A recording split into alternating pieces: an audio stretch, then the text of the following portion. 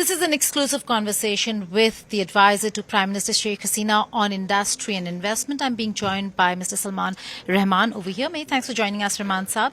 A lot of deliverables when it came to the conversations and the agreements and pacts that were signed. But one of the most important ones that we noticed was CEPA. That's the Comprehensive Economic Partnership Agreement. Is there a time frame? No, we haven't agreed on a time frame. What was agreed was that in principle we will do a CEPA. I think the milestone is that we are going to do this, the agreement in principle, to look at it. Now, of course, you have to do scoping, you have to do a lot of preliminary works before proper negotiation starts. So, well, the time frame, what we would like is as soon as possible. But, of course, both the sides have a lot of work to do. That is beginning. This is the beginning. I'm very confident, taking into consideration the very close and brotherly relationship which we have between our two countries, and also the special relationship which both Prime Minister Modi ji and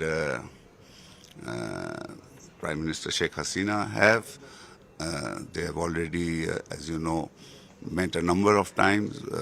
Prime Minister Modi ji came to Bangladesh even during the COVID period to celebrate our 50 years of anniversary and our 100 years of our Father of the Nation birth celebrations.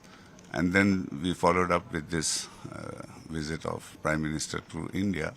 So I think, considering all of that, it should happen sooner rather than later.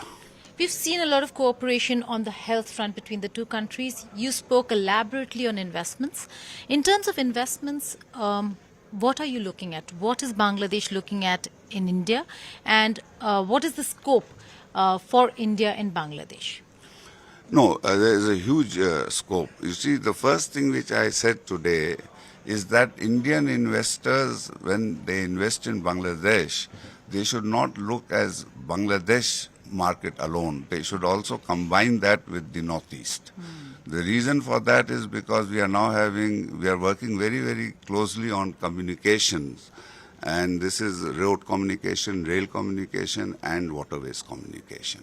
So once that happens, there will be, the Northeast and Bangladesh will be a very large market for Indian companies. Two-pronged question. Should India be worried about China's interests and investments in Bangladesh? And on the other hand, is Bangladesh concerned about the Chinese debt trap following what we saw in Sri Lanka? No, Bangladesh is not at all. I'll answer your second question first. Bangladesh is at all not worried about the debt trap. Not only the Chinese debt trap, any debt trap. Because Bangladesh has, in fact, one of the main success stories of Bangladesh economic growth is that our external debt to GDP ratio is one of the lowest in the world. In fact, commercial debt by the government of Bangladesh is next to, it's very, very minimal.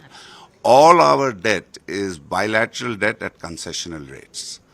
So in the case of Sri Lanka, and which people forget, that the biggest problem with the government of Sri Lanka was that they had taken a huge amount of commercial debts, which at high interest rates. We haven't done that. In fact, we don't even have a sovereign bond. So we have absolutely no danger at all of falling into a debt trap. As far as your first question, I don't think the Indian company should be worried about our relationship with Chinese. As you know, our relationship with China is, they have invested they have given us concessional loans for some projects. And we have used, many people are confused with this. For example, the Padda Bridge. The Padda Bridge is, a marvel, engineering marvel, as you would know. I've seen it. You have seen, it's fantastic. So, the Padda Bridge, many people thought has been financed by Chinese government. That's not true. It has been financed, every penny of it has been financed by Bangladeshi own funds. We haven't taken loan for the Padda Bridge from anybody. But through an international tender, we appointed a Chinese company for construction of the bridge. So that doesn't mean, that is something. That's a commercial That's a commercial thing. That doesn't mean that we are dependent on China or that they have built the infrastructure for us.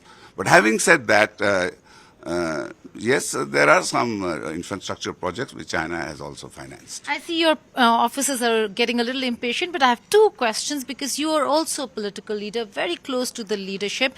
Prime Minister Sheikh Hasina made a very important statement today when she said that maybe under Prime Minister Modi, all outstanding issues, including Teesta, could and should be resolved.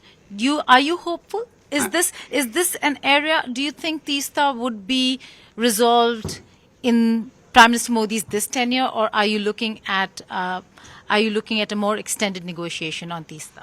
We would hope that it is Because we have West Bengal. Yes, no, we would hope that it is resolved during this tenure only, because we have already had a lot of negotiations on Teesta.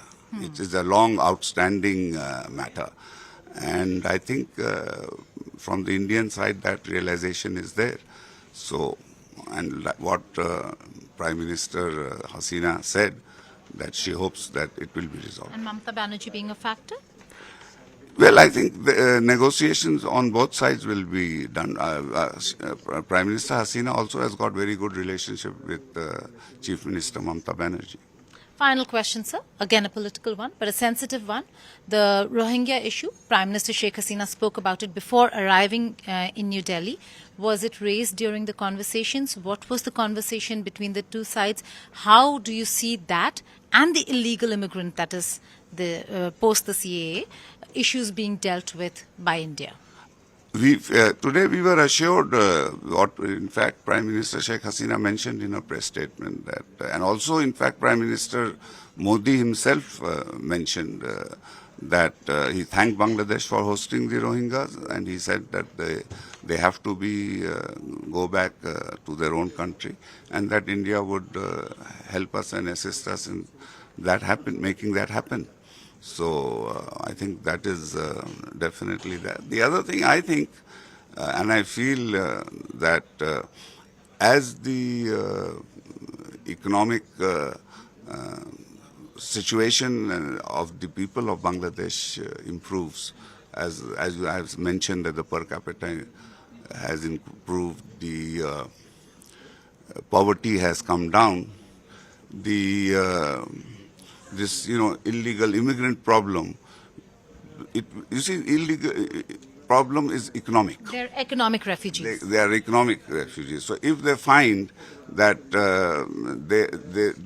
their economic situation in their own country is improving, then why would they want to leave their country and go anywhere else? And we are finding this, mind you, that many of our people who go to the Middle East are now looking for higher paid jobs, because for the lower skilled jobs, they get more salary in Bangladesh itself.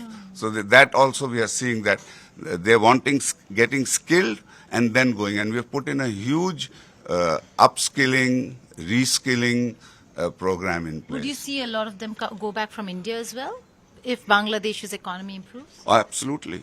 Oh, absolutely. On that note, that's an exclusive conversation with somebody very close to the top leadership, also an advisor to Prime Minister Sheikh Hasina. With video journalist Ravikant in New Delhi, Geeta Mohan for India Today.